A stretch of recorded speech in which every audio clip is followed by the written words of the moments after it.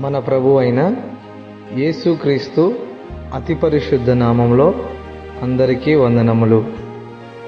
దేవుని వాక్యము కీర్తనల గ్రంథము 97వ అధ్యాయము 6వ వచనము 7వ వచనం.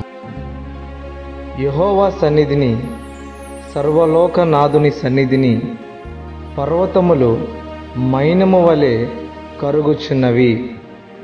ఆకాశము ఆయన నీతిని తెలియజేయుచున్నది. సమస్త జనములకు ఆయన మహిమ కనబడుచున్నది. మరియు యెషయా గ్రంథము 44వ అధ్యాయము 23వ వచనము. యెహోవా ఆ కార్యమును సమాప్తి చేసి ఉన్నాడు. ఆకాశములారా ఉత్సాహధ్వని చేయుడి, భూమి అగాధ స్థలములారా ఆర్భాటము చేయుడి.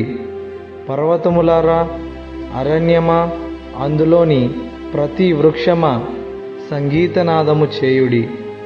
యెహోవా యాకోబును విమోచించును. ఆయన ఇజ్రాయేలులో తన్ను తాను మహిమోన్నతునిగా కనపరుచుకొనును. మరియు 2 కొరింథీయులకు రాసిన పత్రిక 6వ అధ్యాయము 18వ వచనము.